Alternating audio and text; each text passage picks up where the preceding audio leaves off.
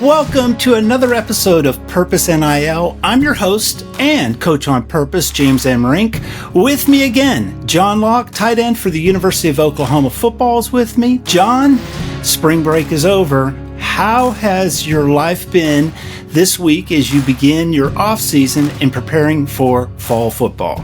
It's been good because, last week I was able to really refresh, got to spend most of the week doing things that I normally don't have time to do, like golf and just slowing things down with some friends. Then this weekend for Easter, got to go to Dallas, spend time with my family. Well, that's great. And like all student athletes, when you get to your seasonal breaks, whether it's spring break or an Easter break or summer break, it's the perfect time to work on your own NIL. And I would encourage you and everybody in our audience to build your NIL based on your purpose. Follow John's example. Let his story inspire you to do the same thing. Figure out your purpose, building it to build your NIL brand, and let that build new opportunities in your life. And if you're any student, a CEO, or a sales executive, we all make money off of our own NIL, our own personal brand. It's what we put on our resume. It's what we put on our social media. Use your purpose to build your NIL, your own personal brands and opportunities, and let new opportunities come into your life. Now, on a previous episode, John wrote the first draft of his purpose statement, and he's been living it incrementally in his life. John, would you mind reminding the audience what your first draft or your current draft of your purpose statement is, and any rewrites or tweaks that you might have done? The current draft that I have with my purpose statement is that my purpose is to inspire children to dream big, to invest in families to achieve their purpose, and to have passion in everything I do, leading to exceeding expectations and inspiring leaders. Now, if memory serves, from the very first draft, your purpose statement was a little more smaller in vision and scope. It sounds to be a little bit more bigger and broader. Does that sound like a fair assessment? Yeah, that's correct. And especially, with that family portion where at first I had it at just my family, but really I should be trying to inspire all families, including my family. That's great. And one recap that we have talked about in previous episodes is that once we identify the feelings we love to feel, we can acknowledge those are the same feelings we love to give others. Now, in a purpose statement, as another recap, is we love to use words of feelings to put to actions to connect to people. So if you listen to John's purpose statement, you'll hear words of feelings put to actions to connect to people. I heard a great documentary line this last week, and it really got my attention. It was on Albert Einstein. And Albert Einstein, there was a thesis in it is, you never accomplish anything big if it doesn't first start with a dream. A dream is like a seed. So John, I want to ask you a question because it got me thinking about this wonderful picture that your mother has sent us to show your commitment to football as a third grader. You've got your hand on the ball, it's tucked in, you look like you're running the ball and you're ready to either get a touchdown or move the ball forward in the field. But I also remembered it was at that same time in your life, you were probably 9 or 10, I think you said third grade, when you first had the dream to play football at the University of Oklahoma. Remind the audience of that moment in time. And I want you to also reflect on how that moment made you feel. Absolutely. I'll never forget it. Going into that third grade year, football was really starting to pick up in my life. And specifically, the desire to play at the University of Oklahoma came from when I was in third grade, they played in the Sugar Bowl. Their quarterback was someone by the name of Trevor Knight, and my cousin had a connection to him. And so when I was watching that game, this was probably a month after I had found out from my dad that, my great-grandfather played at the Oklahoma and was on a championship team. I was watching the Sugar Bowl, and my cousin took a picture of me and sent it to Trevor Knight after the game. They ended up winning the game.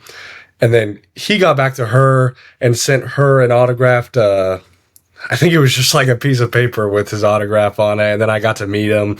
And it was really those two moments. I didn't talk about the Trevor Knight thing, but I just remembered it recently. But those two moments, finding out that my great-grandfather played for the University of Oklahoma, and then shortly after having a surreal experience like that, really just elevated my desire. And I really reflected on that because I really had forgotten about it. But after signing a bunch of autographs for kids at the Crimson Combine, it reminded me that when I was in third grade, I'd gotten an autograph from Oklahoma's starting quarterback at the time, Trevor Knight, and how that elevated my desire to work hard and pursue my dreams. That's great. And it's always interesting when you start really focusing on these key moments in your life and how they made you feel.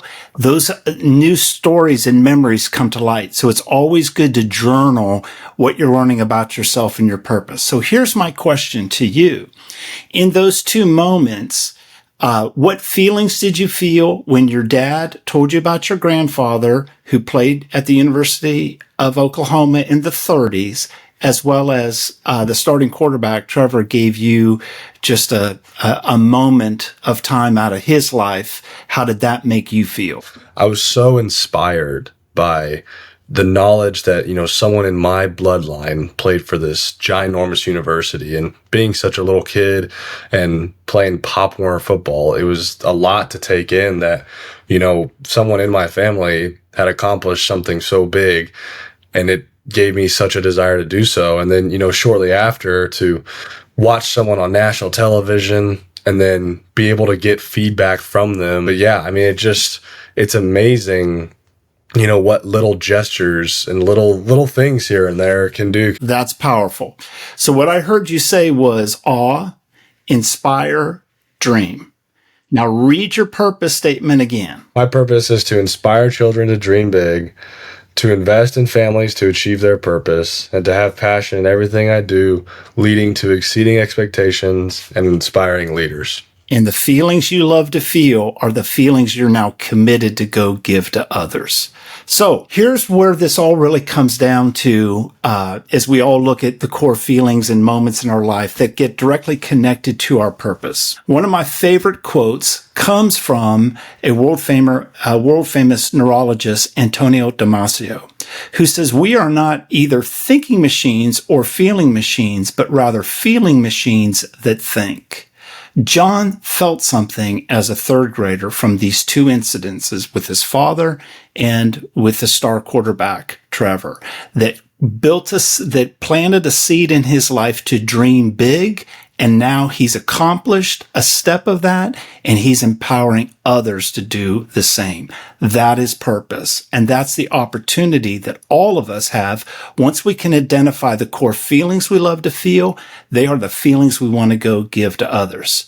So, John, I'm going to give you an opportunity to step up to the microphone. Let's imagine that there's third graders out there listening right now in the audience, or parents of those third graders. What would you say to those young dreamers? I would just tell them that whatever it is that they feel is their dream, it is not too big. There's no limitations on what you can do with your life at that young of an age, because your whole life is in front of you. And Coach Venables always likes to say that, we are all the authors to our story, and we have the pen to write the story. And so it's up to us to choose how we want to write that story. And the advantage you have as a third grader is that you can create habits that will last a lifetime. Like I said, you have your whole life in front of you. And so I just would ask that you don't limit yourself on your dreams. You heard it from John Locke. Dream big and don't stop dreaming and don't stop pursuing it. Let your purpose come to life in those dreams. You are in a competition for customers, for talent, for trust, and now in the age of AI, competition for clarity. The leaders who will win the next decade, they'll be the ones leading technology with purpose. When you give your purpose to others and leverage it with AI, you amplify it. You gain real advantage of winning customers and talent. Most strategies aren't missing data, they're missing direction. At Purpose of You, everything is grounded in a simple formula. We use words of feelings plus action plus people to equal purpose. AI can take action. AI can analyze people as data, but AI does not have feelings. You do. That's your advantage. When you lead with feelings, you create real value. Feelings build trust. Feelings drive loyalty.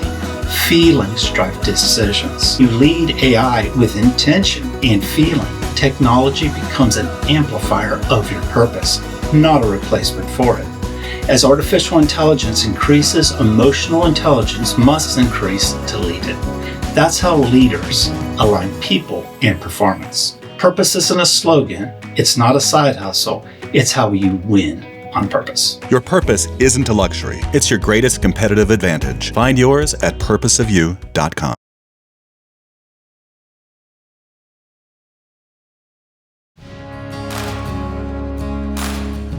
In preparation for today's Purpose NIL, John Locke went through Purpose of You's masterclass to identify his core values.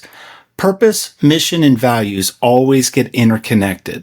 If you have mission or purpose, you always have to have values to protect it.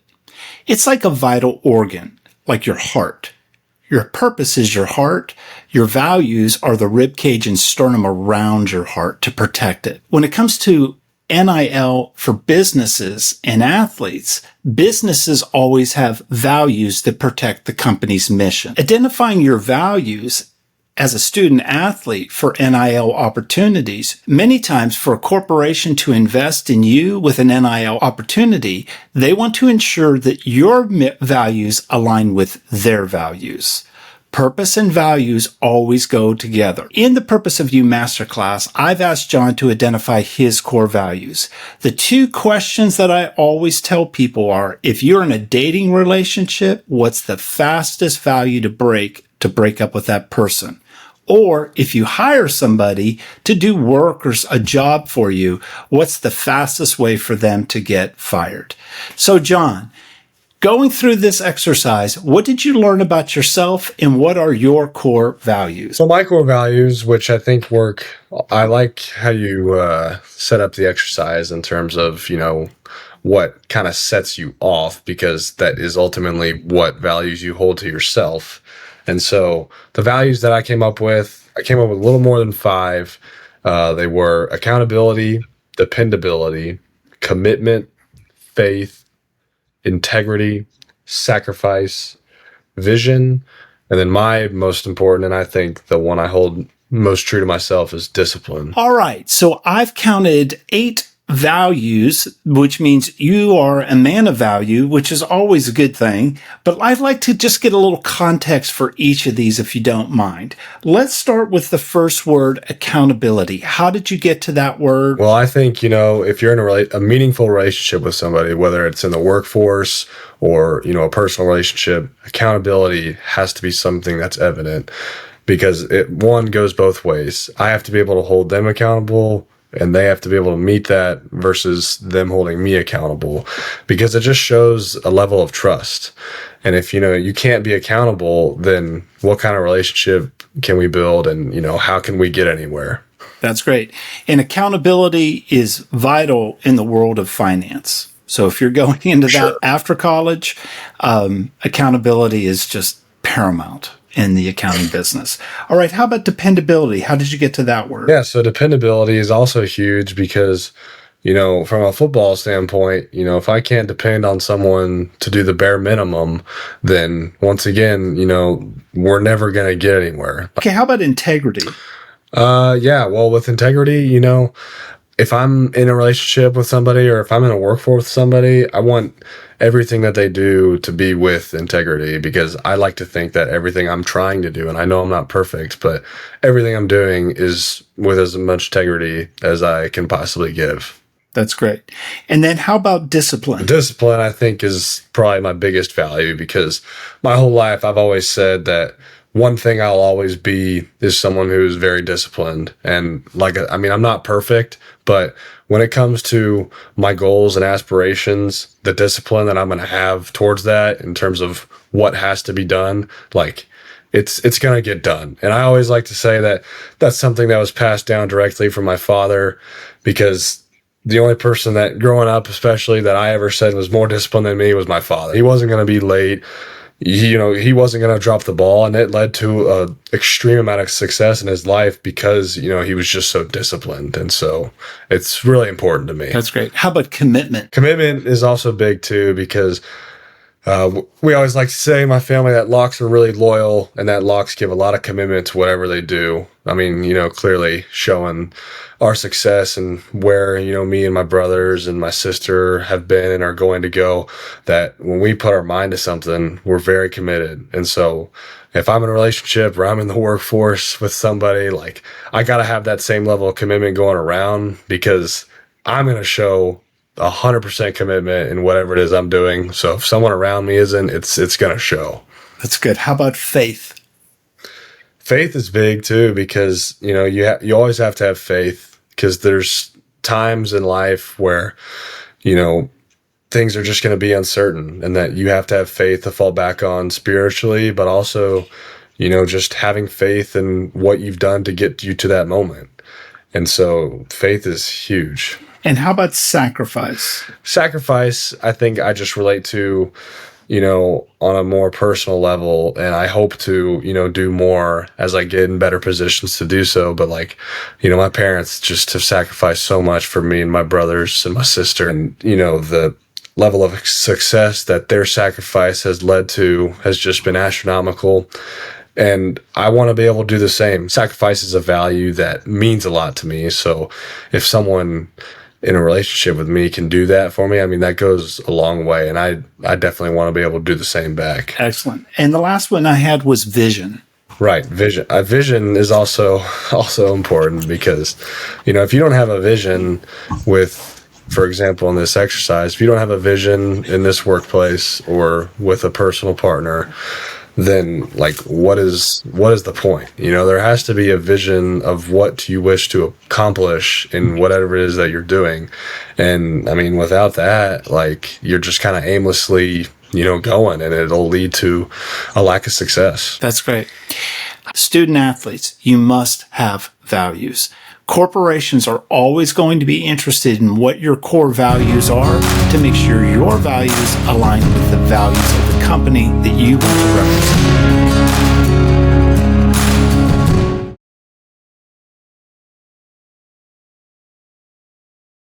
represent. I'm just super thankful that I took the time to go through this masterclass and invest in myself to really discover my life's purpose, because when we know our purpose and we're walking in that, and we're helping them to feel a certain way, there is just such a joy and life in that.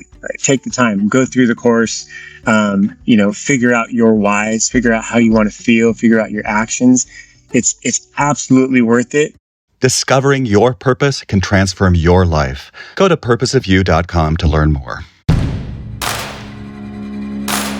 John has been perfecting his purpose statement. The best way to learn is to practice. Practicing your purpose is the best way to figuring out exactly the sweet spot of your purpose. And I've asked John to daily be intentionally living his purpose and noting how that makes him feel. So John, can you tell us a story of one way that you've been able to intentionally live your purpose in the past week? Yeah, absolutely. So, this weekend was Easter, and my little sister, really taken off in her purpose through volleyball. They had a big club tournament in Dallas, and so it was a great opportunity to have a family get together for Easter while my sister was playing volleyball. And so on Saturday, I got to go see her play. And, it was just really cool to see, how much her game, and you can just tell how much her desire to win and to just be successful in volleyball has grown over the years. She's out there, blocking people and, spiking the ball. And it's just really impressed me. And I told her how proud of her I was, and that, The last time I saw her play was probably over winter break, and just in that 3-month window to see her astronomically improve, it really makes me proud as an older brother that, she's able to just do what she loves and fulfill her purpose, and that I was able to invest in it.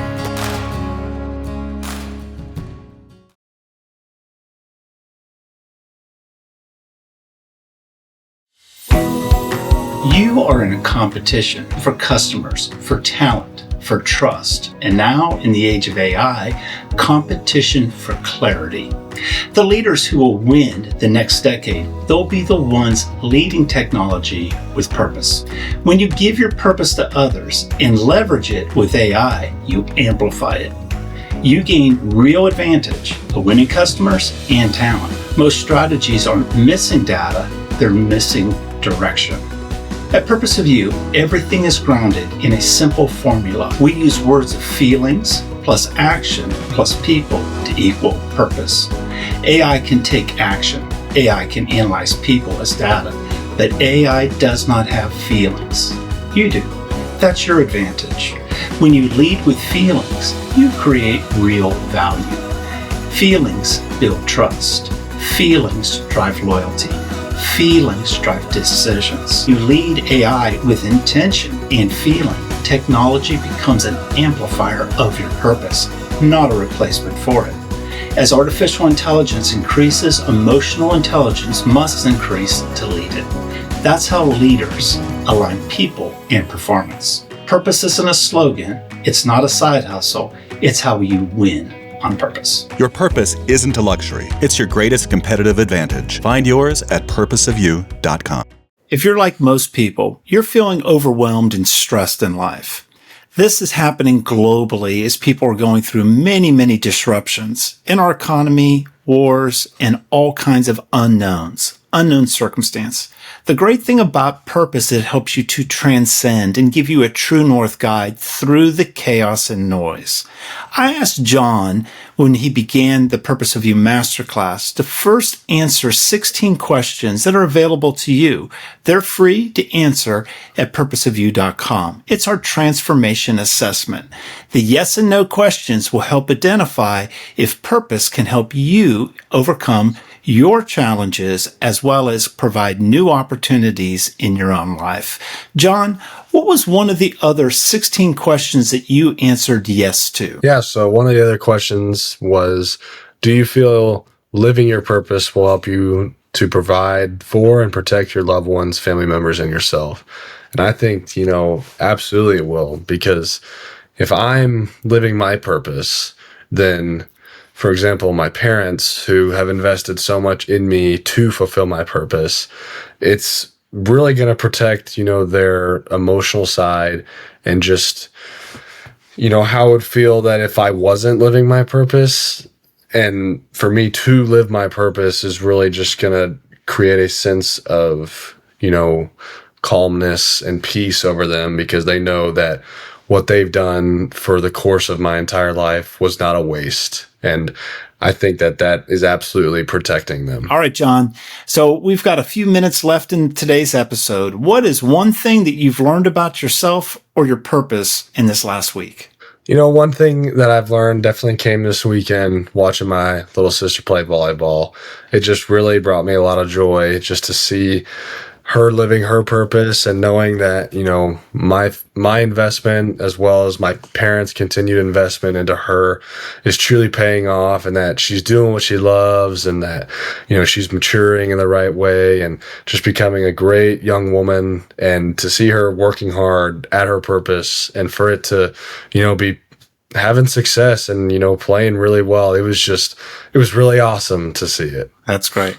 Well, John, as always, we're thrilled that you're a guest here on Purpose NIL, and we always love hearing your story. You always inspire us by just simply sharing your story and living your purpose. Thanks for being here today. Thank you. I'm looking forward to next week. And make sure you follow John on X at John Locke OC, and on Instagram, John_Locke 3103. For more information about the Purpose of You Masterclass, as well as the Purpose of You free transformation assessment, please go to purposeofyou.com. And make sure you subscribe on YouTube and follow me on all social media at James M. Rink. Now, on the next episode of Purpose NIL, John is going to write his personal purpose plan, which will include his missions, his goals, and the things he wants to prune away from his life that are distracting him from his purpose. You don't want to miss that episode. Thanks for joining us on this week, Purpose NIL.